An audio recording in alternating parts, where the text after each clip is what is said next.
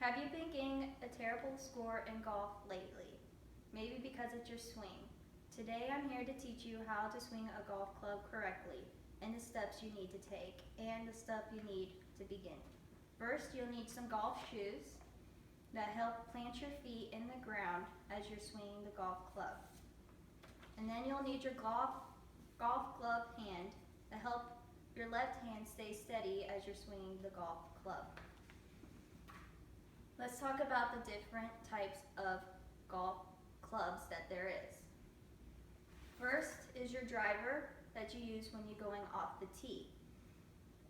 These are more for par 4s and par 5s, and you really don't use these for par 3s because you can go over the hole. There's an umbrella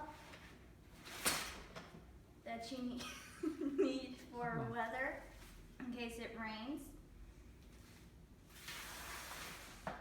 Now let's get to the irons. You got your 9-iron, which you use when you're closer to the hole, because the higher the numbers, you use those closer to the green. You use the lower numbers when you're on the fairway. So this is your 9. This is your 8 that you use after if you're a little further away from the green. 6 is when you're a little closer to where you started from, where your ball landed after you drove it. This is your pitcher that you use when you're on sand or very, very close to the green. It'll just get your ball a little ways and help your score tremendously. And then for your putter, when you get on the green. Now let's talk about the swing. First step is to always have your eyes on the ball, and that's the first step you really, really need to learn, is because throughout all steps that you have to keep your eye on the ball. When you relax your knees a little bit, have them a little bit bent, your arms are not very tight, and your hands are a little loose. You can either do the 10-finger hold or the cross-finger hold on your club. Your back is a little straight, but not much. You lean over a little bit, and you keep your stance a little wide and have your legs hip-width apart. So, as you come up to the beginning of the swing, your left hand arm stays straight, your hands are at a 40-degree angle, and you keep the golf club steady, and your left foot starts to come up. As you come all the way up, your left arm still stays straight, and your eyes are still on the ball. Your left foot is all the way extended, and that way it's the beginning of the swing, and you're about to hit the golf ball. You swing for step number 5, you swing your hips down that way. You get underneath the ball, and you're not going over it like some people do. That still counts as a stroke. I learned that the hard way in my 9th grade golf. I got 20 of those. Anyways, so you swing your hips down, you collide with the ball, you have your head, the golf club head facing up. That way you go underneath it and at an angle. So when you're coming over, your right arm bends and your right foot and leg are extended facing towards the golf club.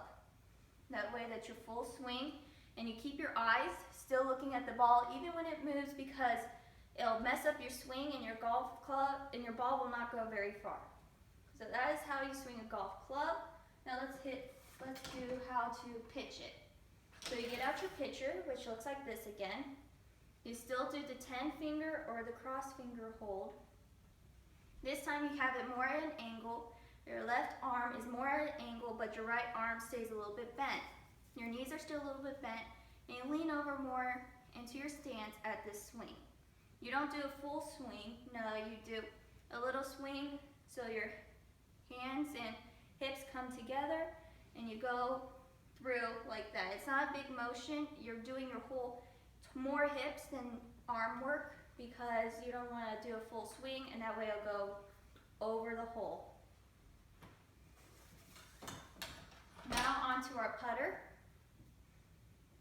This time you take off your gloved hand at this point because it's not really needed. So you get in stance, you keep your legs more closer together, And you see this line at the middle that helps to direct where you're going to put your ball at. Sometimes the greens are hilly and curved, so you really have to look down. That's why some golfers get down on their knees to really look at where they're going. So you keep your feet a little closer together. You keep your hands either 10 or, together. You keep your index finger out a little bit, and you keep your thumbs facing forward. You rock your hips on this one as well. You don't do any more movements because that'll mess up your ball and not go in the hole. So be careful with those because it's not really good to do. Now, golf is very hard and trying as well, which I learned over the years in my 9th grade golf course. I had terrible scores, and sometimes I had a 200 score, but I learned that I needed a teacher to help train me how to hit the golf club correctly. And it took me a couple years. I had injuries here and there with ribs and my sprained ligament, but that didn't still hinder me to play golf, and I'm still learning how to re-hit the golf club.